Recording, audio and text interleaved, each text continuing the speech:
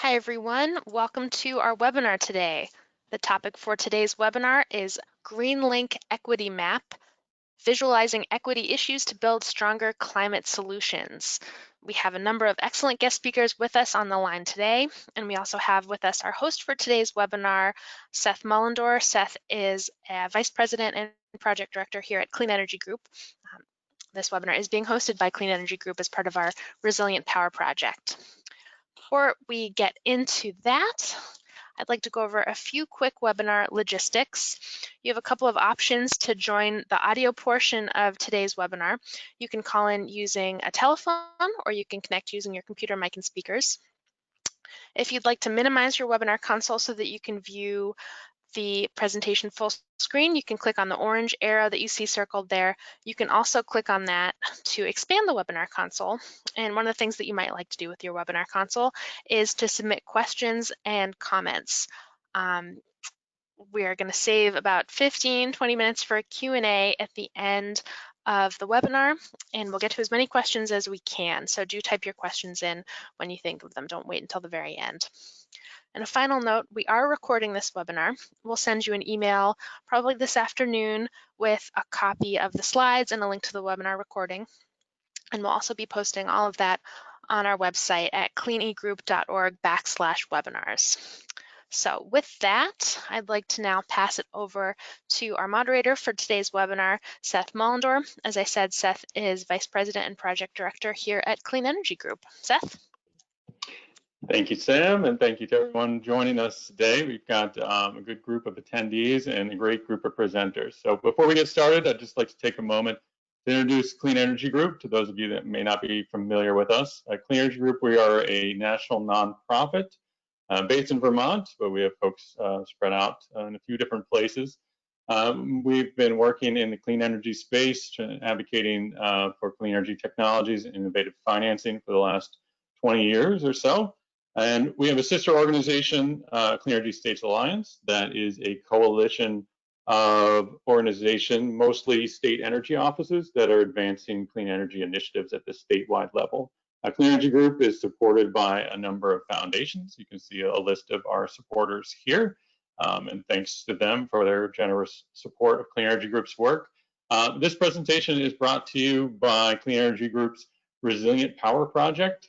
The Resilient Power Project we started several years ago, really started in the wake of Superstorm Sandy and outages that had hit the Northeast.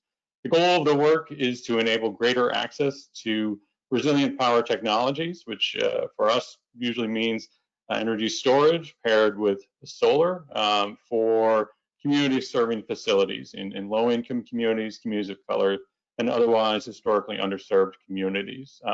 The work does a lot of work at the policy level to enable greater access for underserved communities. And we do a lot of reporting, information sharing, and analysis. You can see a few of our reports listed down here below, and those are all available at resilient-power.org, along with webinars like this and lots of other information. We also help facilitate projects. So we work with folks to try to get solar and storage projects done. We focus a lot on affordable housing projects, as well as critical community services, which can be anything from, say, a local community shelter up to first responders to hospitals. We've supported the assessment and evaluation of resilient power, solar and storage at more than 250 projects across the country, focused a lot in the Northeast, but as you can see, we work all throughout the country in different places. We've had the fortune to get a number of projects implemented and deployed through this work, and there are case studies also available on our website about those. That's again resilient-power.org. If you'd like to learn more about that. With that, I'm going to introduce speakers that we have today.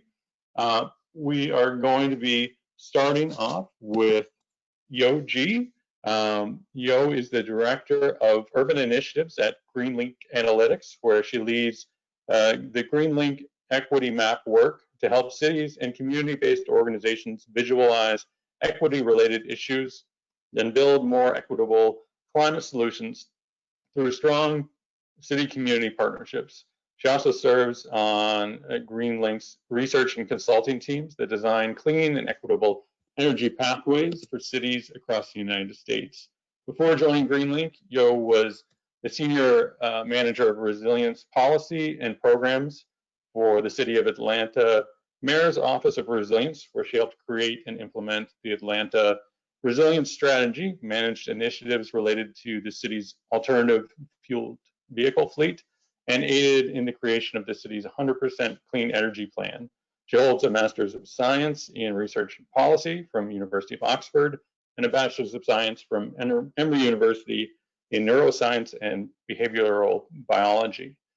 Then we have Minna Toloui.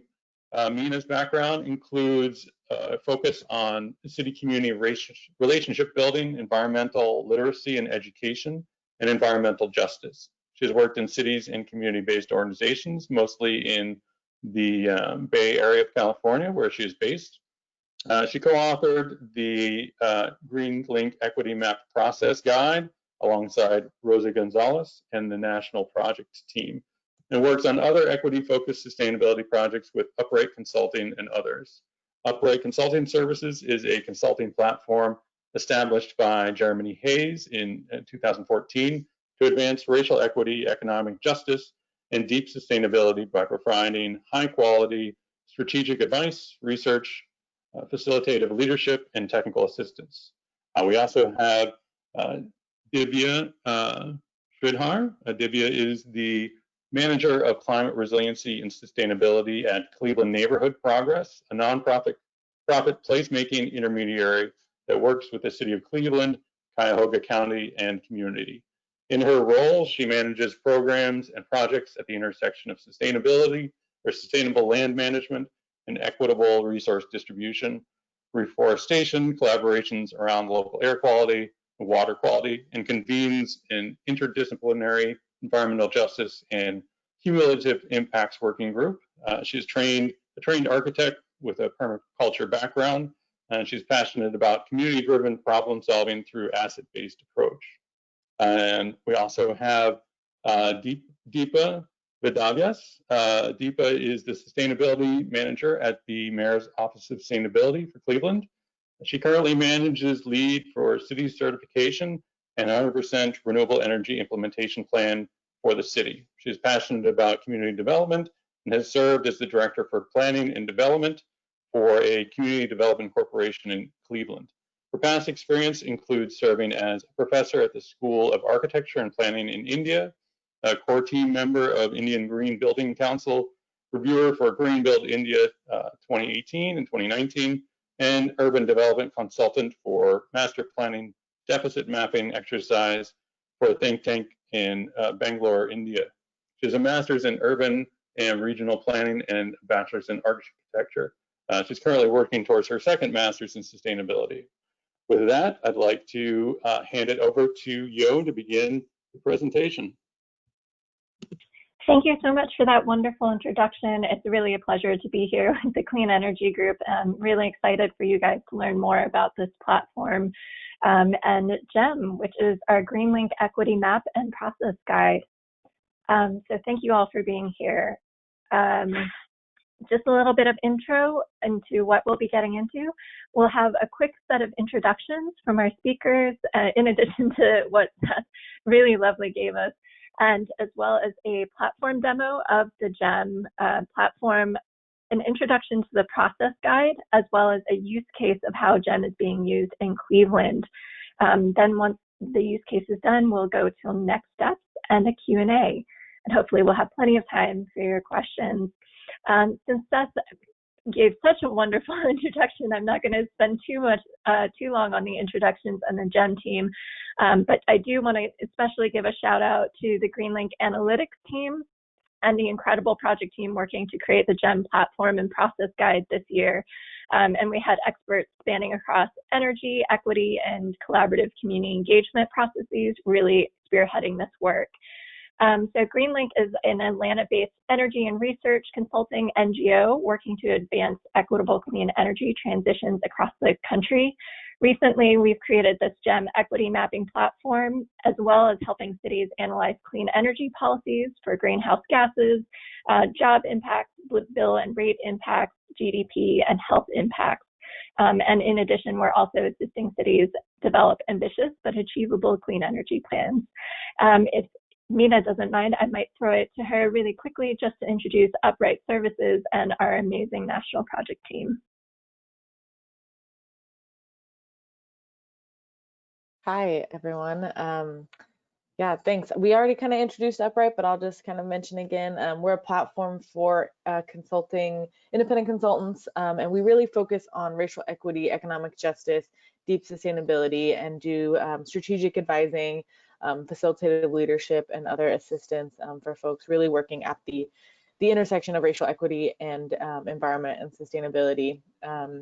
And so we're working with cities around the country, organizations like Building Electrification Initiative, Climate Action Network, NRDC, Bloomberg Foundation, et cetera. So we've been really having a great time working on this project, and we were able to work with a great project team of practitioners from around the country, one of whom was on this call, Divya, who you'll be hearing from. And as you can see from the slide, we've got other real heavy hitters from around the country who, most of whom are based in, just really rooted in impacted communities. So we have a good amount of people from community-based organizations, as well as some folks on the city level and other organizations. So really wonderful project team that really helped shape this tool that you'll see shortly, as well as the process guide, which really gets into how cities and communities can use this data to forward partnerships and stronger climate outcomes. Awesome. Thank you so much, Minna. Hey, next slide is going to be a special thanks to our funders. The Greenlink Equity Map platform and process guide wouldn't have been possible without the incredibly generous support of the Kresge Foundation and the Energy Foundation in partnership with Bloomberg Philanthropies. We can't thank them enough for the seed money to get this up and running. Another thank you. We would deeply like to thank you over 80 interviewees who contributed their time, energy, and expertise as we developed this project over the past year, and a couple of whom I actually think might be on this call. This input from equity and sustainability experts in local government, community-based organizations, academia, business, et cetera, was invaluable in helping us determine how to build these GEM tools to actually be the most effective for cities and communities as they make meaningful progress on climate equity. So a little bit about the platform itself. GEM is the locus of our efforts to make local government and democracy work better through more equitable processes. What we've seen when we talk to cities all across the country is that there's a massive gap in data availability at city and community levels. There are a lot of questions such as, where are we? Why are we there? What forces have led us there? And what forces can change these outcomes? How do we work together to get where we need to reach bold climate and equity actions? So answering these questions with data and equitable community engagement helps address information gaps, especially baseline information gaps around where we are, and explores the interconnected nature of equity issues in our cities. Greenlink actually started the process of pairing high-resolution localized data with improved community engagement and equity processes with Atlanta's 100% clean energy plan back in 2017 and 2018. So what you see on the screen is actually a map of our first version of the energy burden maps produced from the city of Atlanta, and we found the results super striking. When we looked at energy burden, which we define as the amount of money people pay for energy bills on a monthly basis, nationally, you see about 3% of income going towards energy bills, but in Atlanta, there were some areas where you can see 6 to 9% of local incomes going towards paying bills. So those are the areas in deeper red, which really represents high or severe energy burden. This mapping did a couple of things. It really helped change the process of the clean energy planning in Atlanta. In community engagement, the city and consultants had kind of originally just wanted to do a more broad a comprehensive sweep of the city where all 4 quadrants were touched kind of equally as far as number of meetings go. But after this map came out, the consultants and the city jointly decided to do, in addition, some more targeted outreach to more frontline communities in the process of clean energy development and program development to really make sure that their voices were heard. And it also helped the city actually shift more towards residential energy efficiency. Prior to the clean energy planning process, they were really focused on commercial energy efficiency, but with this emphasis on residential utility burden and equity, there was a really big push to do residential energy efficiency. And the city is actually now in the process of building a low-income energy efficiency program in high energy burden areas. So we really saw the impact and power that the maps had with community engagement and with policy and programming in this one example.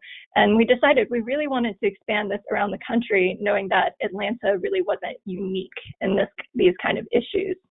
So that's why we actually ended up starting to build out a more comprehensive Greenlink equity mapping platform. And we really see maps as a starting point. As more and more cities, governments across the United States are committing themselves to climate action and simultaneously addressing longstanding equity concerns, we really want to be able to provide them with good data. And when we did a survey, USDN did a survey of over 100 cities across the country, 100 cities actually requested accurate, accessible, and digestible climate and equity data, particularly because a lot of the current visualization of equity data often comes through GIS or other platforms, which, while incredibly informative, can be difficult for non-professional folks to use and can sometimes feel inaccessible. So we really wanted to make a simple, accessible platform for folks. So the core GEM methodology has actually been reviewed by academics, including a Nobel Prize winner from America's Best Universities. So we conducted 80 interviews with the equity leaders, narrowed down to about 15 of the top equity indicators that we really wanted to see and show you guys. And those equity indicators comprise of demographics, racial composition, energy and water utility burdens. So you can see energy for both electricity and gas, as well as water. And you can actually look at the number of households at a census tract level in different levels of energy burden. So you can look at 3%, which again is that national average, 6%, which is considered high energy burden, and 10%, which is considered severe energy burden. Some areas of the United States also has health data for asthma and lack of health insurance, and a lot of that data comes from the CDC. We also had housing indicators, including eviction rates, living cost burdens, and number of households above a 30% housing burden, which is considered high housing burden, as well as neighborhoods that have different percentages of renter versus ownership in that neighborhood. An interesting indicator that's come up a lot during the COVID times has actually been internet accessibility, so accessibility of broadband. And this plays a lot into community engagement and how to actually get information out to communities during times of COVID. And of course, wealth and income is a major equity indicator. So we really want to make sure to connect this platform explicitly to energy burden and to climate.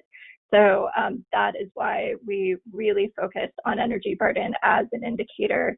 I'm sure many of you already know some of this because you're all clean energy experts, but just in case, we really think energy burden has major impacts on communities. And one FDIC study showed that number one reason to take out a payday loan for community members is actually to pay a utility bill.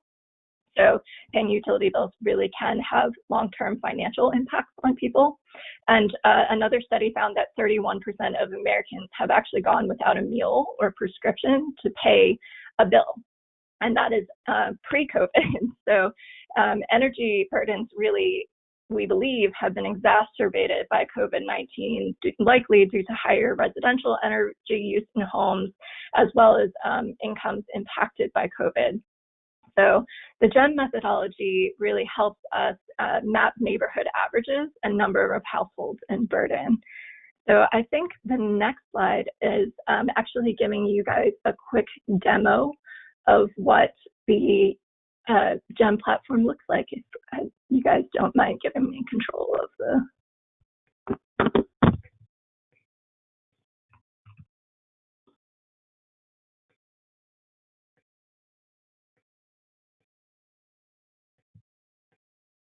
All right, how does that look? Perfect. Awesome. And apologies, somehow I got logged out in the 5 minutes since I started this presentation, so bear with me for 1 second while I get this loaded up. So we have the state of New York on the GEM platform, and I'm going to zoom out so you can see the entirety of the state. And the energy burden you can kind of look at any place in New York.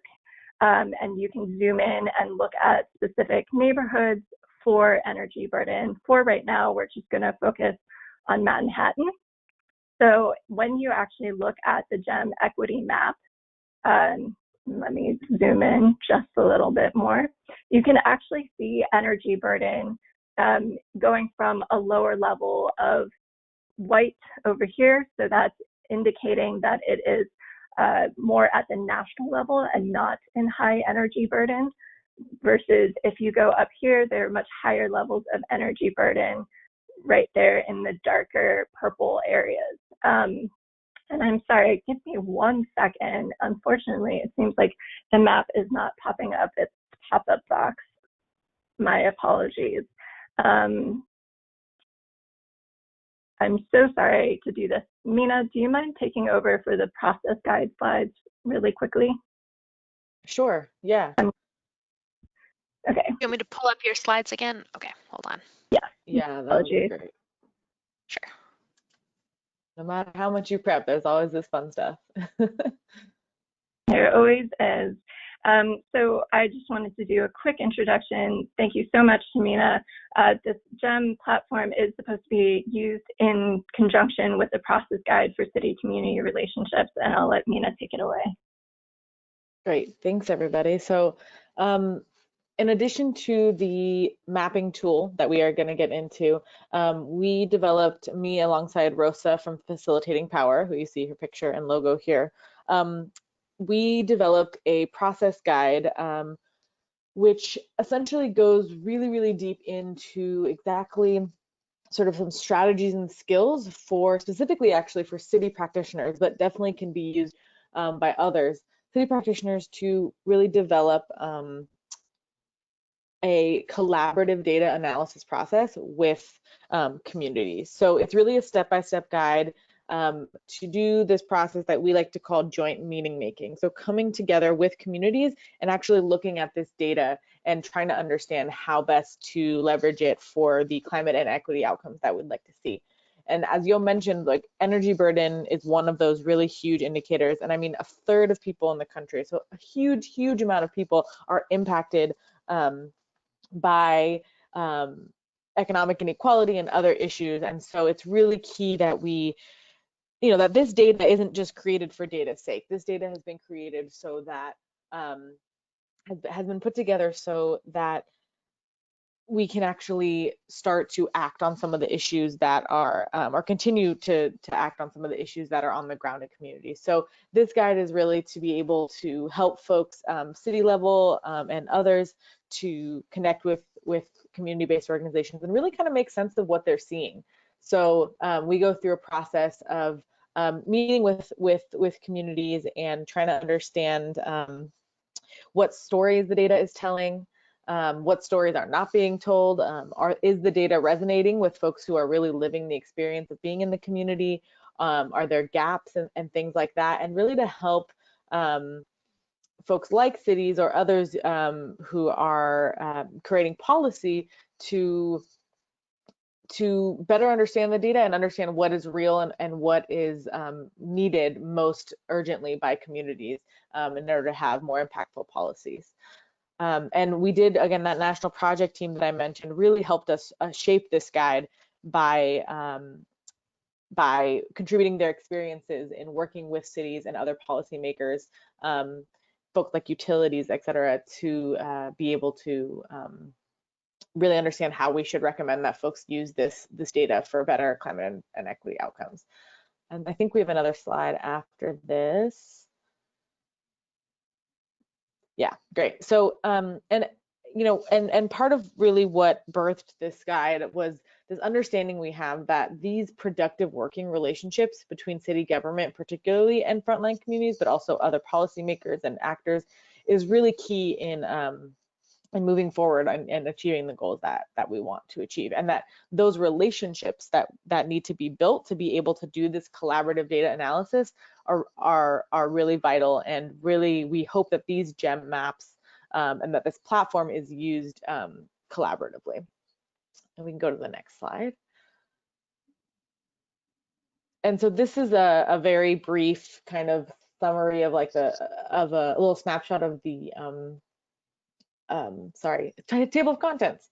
And hopefully, I don't think that I have the capacity to send you all a link through this portal, but we will be sharing that later so you can actually dig into the process guide. But just to give you a sense of what it looks like, we really frame up this sort of ecosystem approach to regional racial equity. So that includes looking at all the different actors and addressing the different kind of intersectional ways that some of the different issues that these actors are working on are touching each other. And then we do a little bit of a 1, 2, 3 of a preparation for the data analysis, conducting the data analysis, and then the follow through that's needed. So we break it up into those kind of 3 phases, and then deep dive into some of these points that you see here on the table of contents. So hopefully you all will get to navigate, play around with the GEM website, and then also see that you can download this process guide.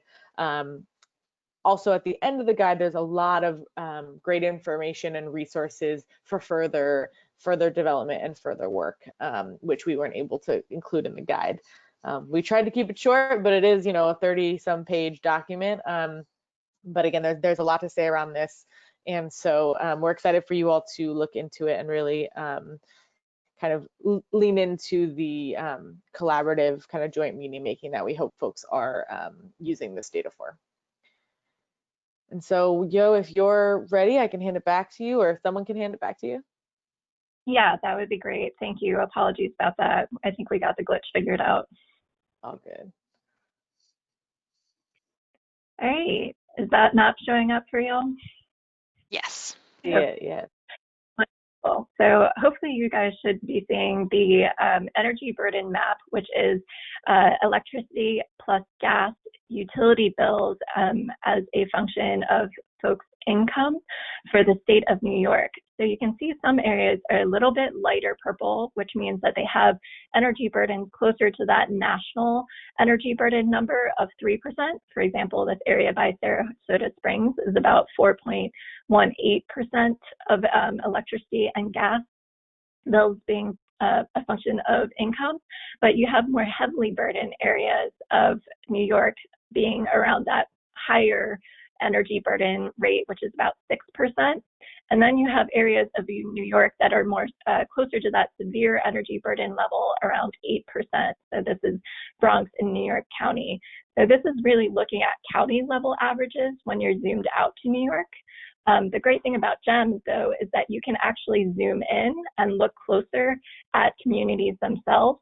So, for example, if we zoom into that area of the Bronx where there are higher levels of energy burden, you can take a look at communities at a neighborhood census tract level. For example, if we keep on zooming in, people that can actually start seeing streets and looking at where they actually live. If you look across this energy burden map, there are areas which are lower in energy burden, but there are a lot of areas which are more high in energy burden. So some of these areas have 19% energy burdens, which are incredibly high. This area by Throgs Neck is actually up at 21% energy burden. So when you think about it, those are incredibly high burdens where a fifth of people's income are going away immediately to pay energy bills.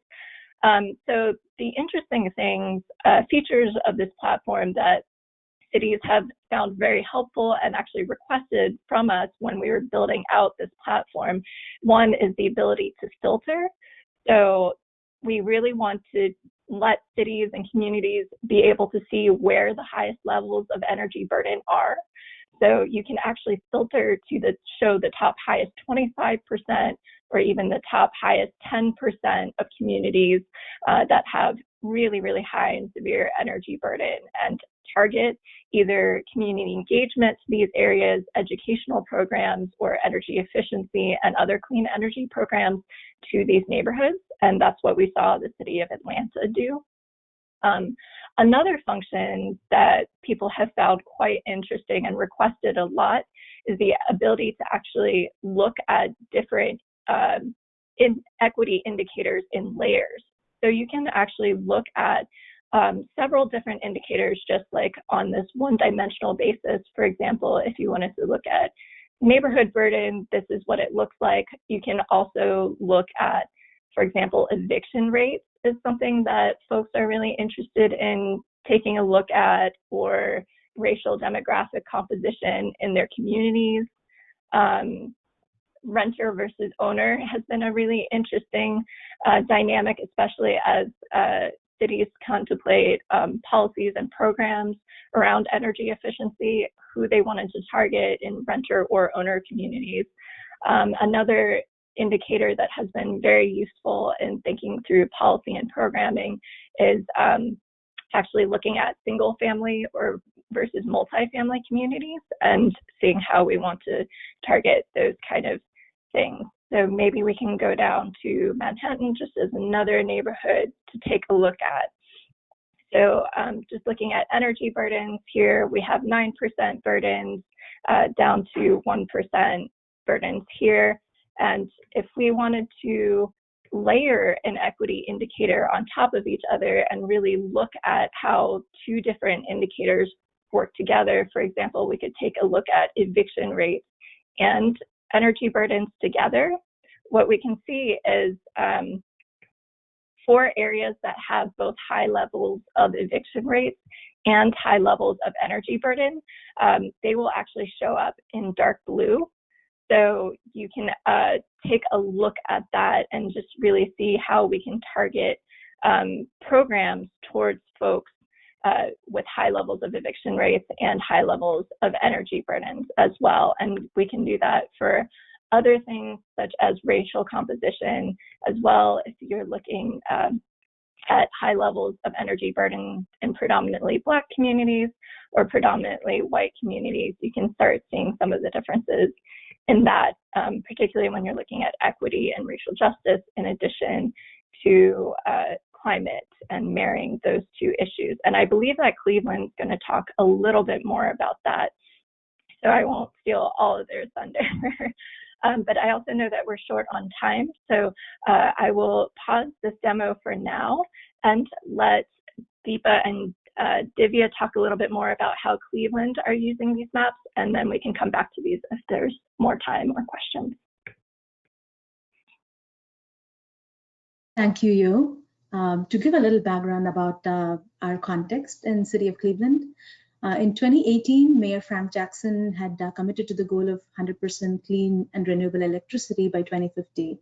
And it was then Cleveland became the first city in Ohio to commit to this goal. And in early 2019, we had secured the Office of Sustainability, was instrumental in securing a Partners for Places grant to develop a community-wide transition plan. We were very intentional from the beginning that we wanted to have an equity focus and wanted to use this opportunity to create the plan to address our energy burden and also look at our workforce development aspects within the city. And we had engaged Greenlink Analytics to help us with the data analysis and development of our plan and this equity platform for us. And we took a comprehensive approach that would allow us to compare the scenario models that is developed by Greenlink, and also help us inform of policies that would come through the process.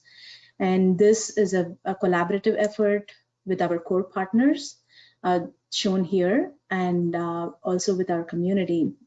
recently we have put together a community survey based on the insights from the process guide that was touched upon by Minna, and also input from Greenlinks. And we hope the implementation plan itself be complete by February 2021. If we can move to the next slide, please. Yeah, thank you.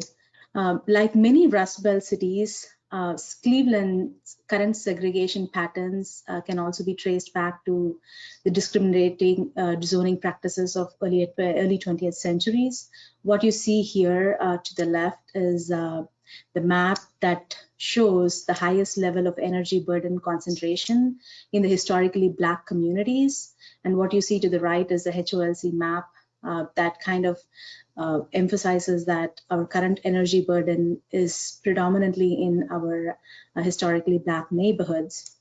And though we knew intuitively that we have had problem of energy burden, we did not know to what extent until Greenlinks had developed these equity mapping tool for us, and we did not fully recognize the scope and the magnitude of what we are facing. This definitely is an eye-opening exercise for us, and now that we know this information, we feel that we would definitely be better equipped with a plan in place to help us in our decision making on policies and strategies that we want to pursue as we move towards achieving our goal of 100% renewable energy electricity. And also, as part of the implementation plan, we will have all the data and also menu of policy options to consider, and that we hope will allow us to make informed decisions. Though, at this time, it is a little too early for us to say specifically how we would be using and what our efforts are going to look like, because the plan is expected to be complete by February. But this equity mapping tool and the implementation plan itself, we hope will serve as a foundational piece for all our decision making moving forward to help us be more people-centric and outcome-oriented towards the solutions within the local level. And one quick example, or the immediate area that we could think where we can use this information to apply is this data would definitely be beneficial, especially for our utility department when they go through the rate setting process and to look at issues around affordability and access, the data points that can be factored in during the process. The next slide, please. So I would like to briefly highlight our alignment of priorities with our other ongoing efforts. What you see here are the priority areas outlined in our climate action plan that was developed in 2013 and later updated in 2018. You can see our vision to develop a racial equity tool as part of our goals, which was highlighted then. Also, to your right, what you see are some of the priority areas for Lead for Cities certification. City of Cleveland is also one of the 20 cities to receive a technical grant from US Green Building Council to go through the Lead for Cities certification process in 2020. All our efforts, current efforts, also cross-align and enable us to make our sustainability journey a bit stronger through incremental process. And with this, I would like to share, ask Divya to share some of our community engagement work and our collaboration. Right. Thank you, Deepa. We're really excited to be here and share with you where Cleveland's heart is. Really, our resources might really not match our intentions, but it's been really helpful to have access to this platform. And be a part of the national team to build out this process guide for this platform. It's been an illuminating effort to see across how different partners are using this tool and sort of bring that home to Cleveland. You saw with Deepa's maps, the City of Cleveland's maps, though, that every map of Cleveland looks pretty much the same. We despair, but we also, when we say this, but we realize that it's sort of honing in our priorities, sort of helps us prioritize. So Cleveland Neighborhood Progress really is an intermediary. We work with the city, the county, and community entities. And we're really interested in how the story of the community gets communicated.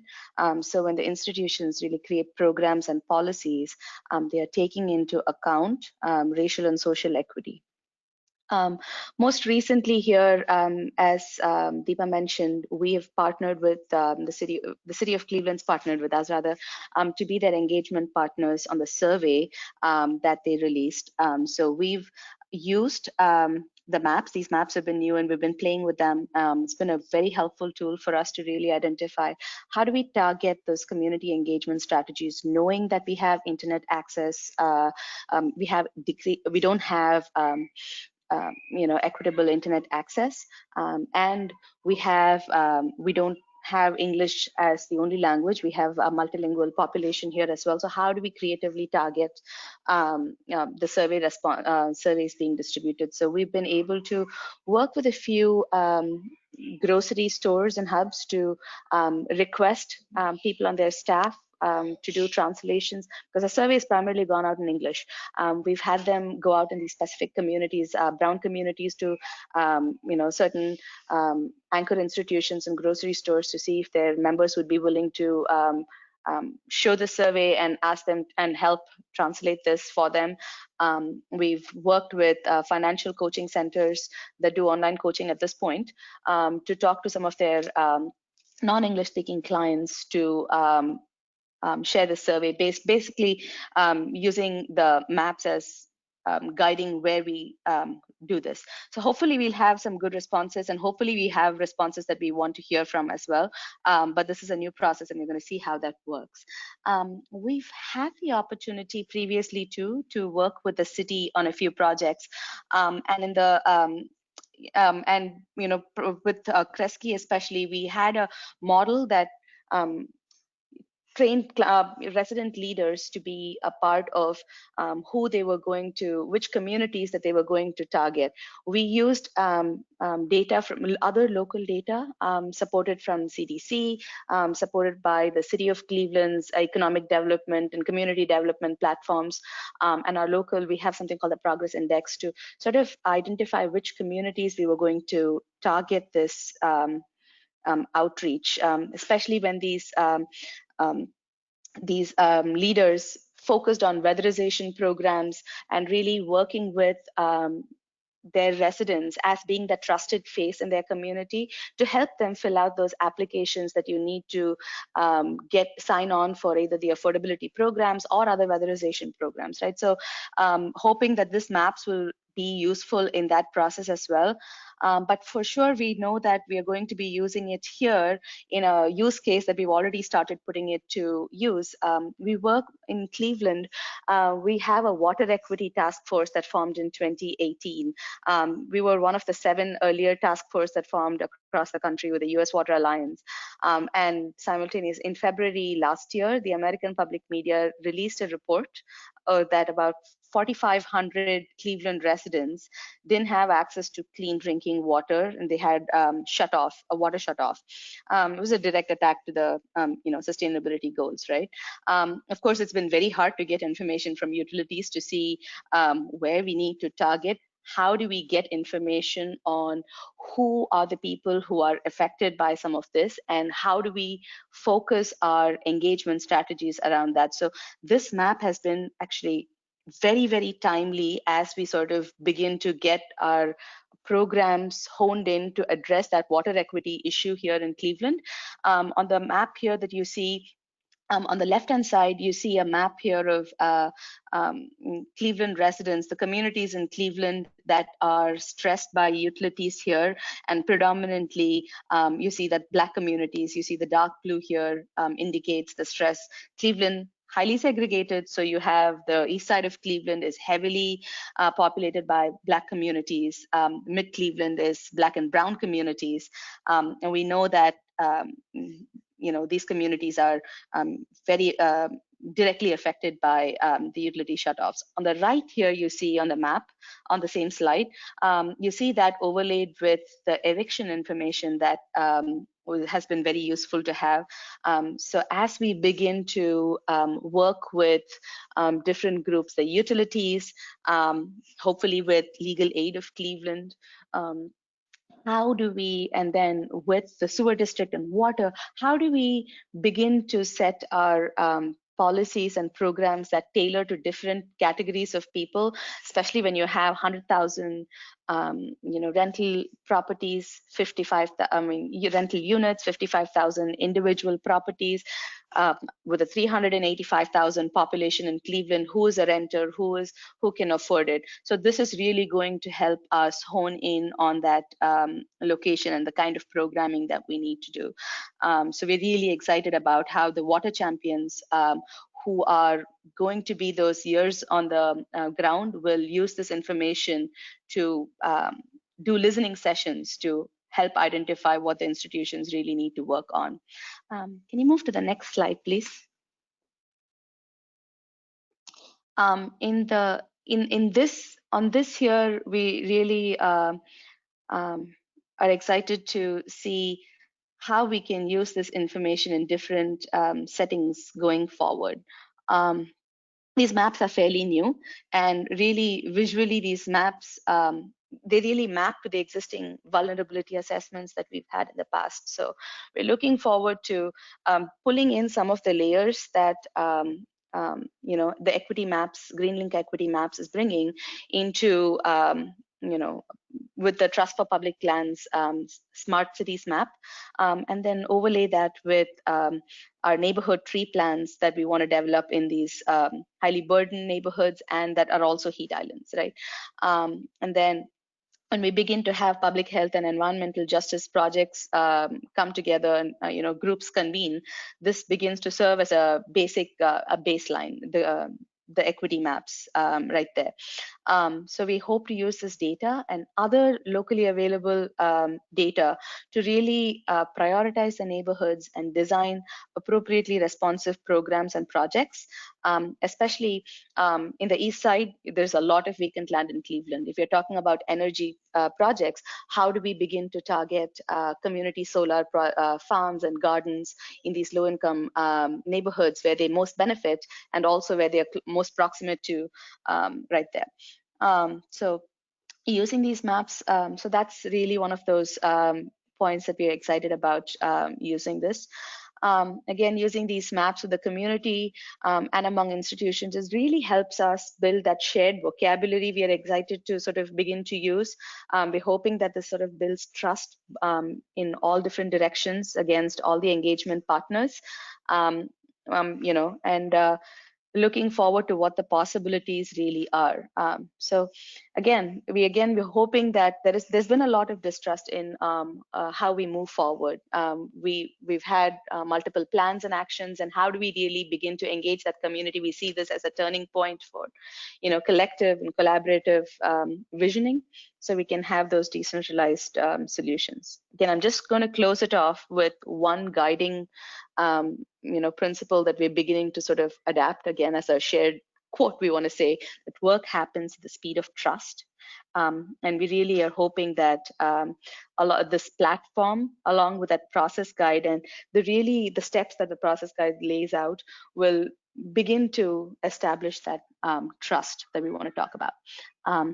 With that, I want to hand this over to Yeou, and thank you.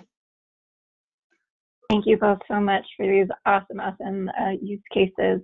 So I just wanted to close out quickly with 2 slides and leave some time for questions. So we really hope that folks can use this type of information to make the case to focus on clean energy, energy equity, energy efficiency, really help process equity and community engagement, can help with policy and design, and in the future, help explore policy impacts and project better pathways forward.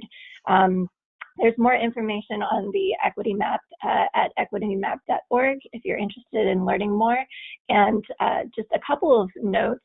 As far as Greenlink Equity Map access goes, the Kresge Foundation has actually given a grant for 50 cities across the United States to get free access for this for 1 year. So city staff members in New York City actually have free access starting now to this equity map, and community-based organizations in New York City will have access for 1 year starting in 2021.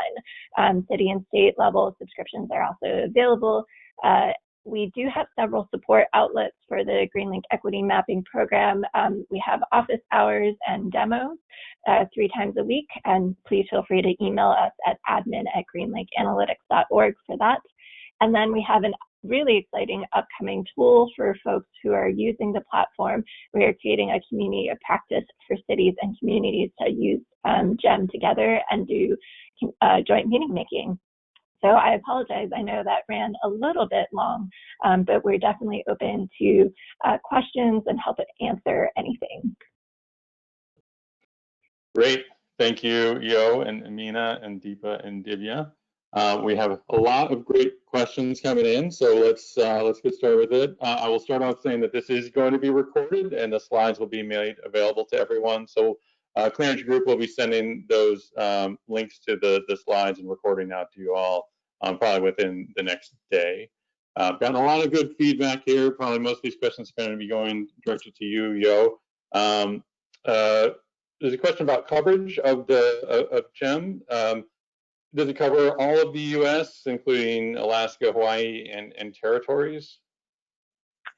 It covers all the U.S., the contiguous U.S. and Hawaii and Alaska. I have not actually checked the territories. That's a great question. I can get back to you on the territories one.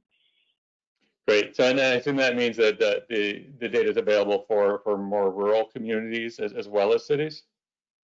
Yes. So we have coverage for pretty much all the census tracts across the United States. Great. And there was a question, just the data sources that are used for the equity indicators for GEM. I don't know if that's something that you can quickly run down, or if there's a resource people can look at to find where that data is coming from. You got it exactly right. People should go visit equitymap.org. There's a tab that just says how to use GEM, and we have a full list of sources as well as the year and how often they're updated at equitymap.org. But high level, we pull data from the American Community Survey, the Center for Disease Control, Princeton's Eviction Laboratory, and a couple of others. Great. So there were a few questions just about additional information that could be added to this. The one that came up the most, several people asked about the transportation-related energy burdens, whether or not the existing energy burden considers transportation burdens as well in that, or if that is something that could be added. That is an excellent question. That is a data set that doesn't currently exist in GEM. It is not included in our energy burden or housing burden costs, but it's something that we'd very much like to add in the future. We have to figure out the methodology for some of that. But another great place to look for information on transportation burden is the H&T index. Great. Another thing a couple of people raised was some environmental indicators such as proximity to pollution, power plants, or factories. Is that something else that is being considered at all for GEM? Yes, we would love to put that type of information in. And I think I mentioned the interviews once or twice, or maybe like 10 times in my presentation. From the 80 interviews, we actually got a list of about 143 different indicators that we'd like to put into this platform that have been requested by cities and others. Those are definitely on the list, but didn't quite make it to the top priority of top 15 that we put in.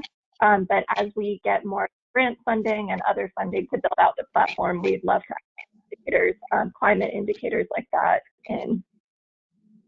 Great, great. And for folks that are dealing with other issues, or even just other spatial things, is there a way to import GIS data?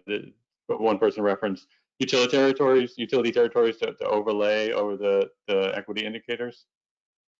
Yeah, that would be super exciting for us to do. Currently, we don't have the ability to overlay GIS, but again, utility territories are something that we would love to put into the GEM platform itself, and is something that we are actually targeting to do hopefully in our next round of updates to GEM.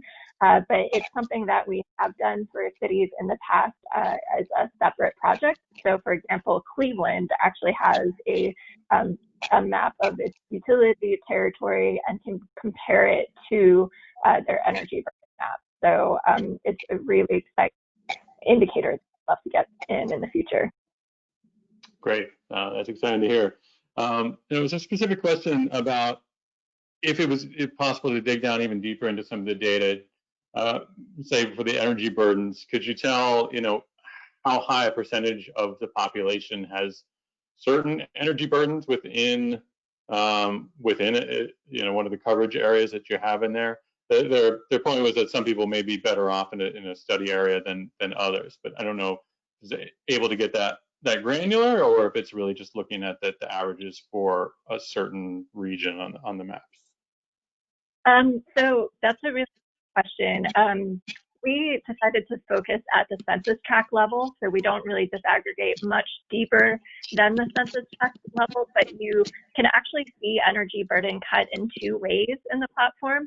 One is the average energy burden at that census tract level, or the other way is you can actually see the number of households in that census tract and the number of households at a certain level of energy burden. So for example, if you want to look at the number of households in severe energy burden or high, let's take high burden as an example, 6% or above, you can actually do a comparison of how many communities in that area are, how many in that area have a high energy burden.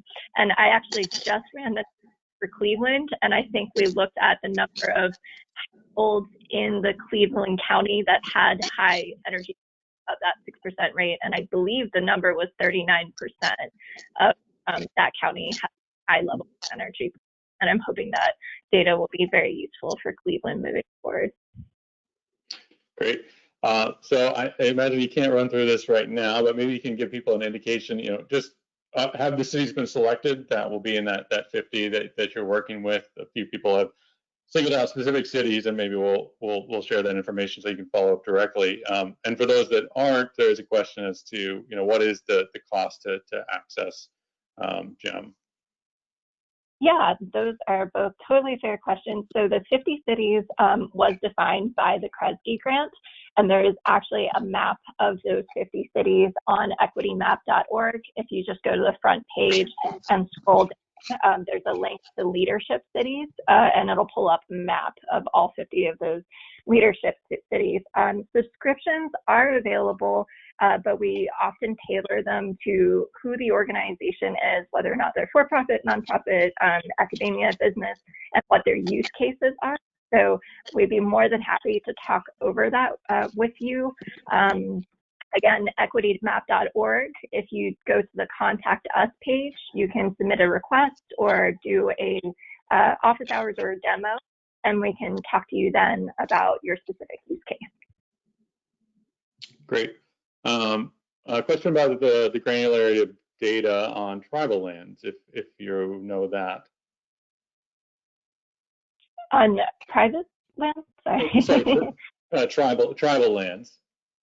Tribal land. That is a great question. I'm not entirely sure about that. Let me ask my data analyst really quickly. I don't believe we do, but give me a second to confirm.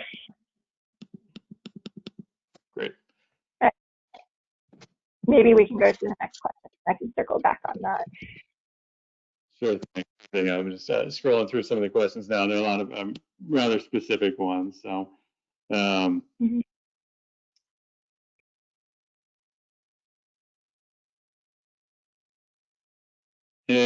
for cities that are within the Kresges, are there specific contacts within those cities that people can reach out to if they are in one of the cities that is in that list? That is a great question. For the most part, we sending access to the Office of Sustainability or the Office of Equity, and any city staff member with a city staff email address can actually sign up for GEM, but we've mainly been going through the city's Offices of Sustainability, so I would do that. And then the answer to the question before about tribal lands is that we do have information on some tribal lands, and it is at the same resolution as elsewhere at the census tract level. Great. Thank you. And I see we are just about at the top of the hour here. So I'm going to save the rest of the questions. We will share these with Yo and the rest of the presenters, and make sure that we try to get answers to you for those that are looking for direct answers. So thank you everyone for joining us today. Thank you to all the presenters. This was really great. Really appreciate it. If you have any questions that weren't addressed here, you can either reach out directly to folks that spoke today, or you can reach out to us. You can reach out to me at Seth@cleanegroup.org. And I'm going to turn it over back to Sam Donalds, I think, to talk about some upcoming webinars that we have. So thank you all. Thanks, Seth. So on your screen now, you'll see information about webinars that we have coming up in December and January. We've got one this coming Thursday and 2 next week, and then we're currently talking about more that we're working on in January. So a lot of really interesting content coming up. You can visit our website, cleanegroup.org/webinars, to read more about all of these webinars and to register. So we hope to see you there. Thanks everybody for attending. Thank you again to our presenters. That was fantastic. And we'll see you at the next webinar. Bye everyone.